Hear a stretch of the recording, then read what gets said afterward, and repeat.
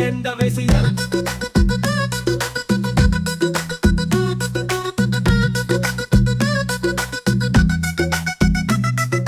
అందులో ఒక చేప ఎండలేదు. ఎందుకు ఎండలేదు? కటిమొబు అడ్డము వచ్చినది.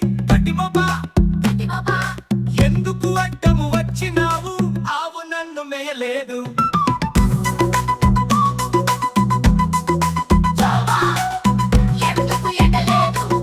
కటిమొబు అడ్డము వచ్చినది.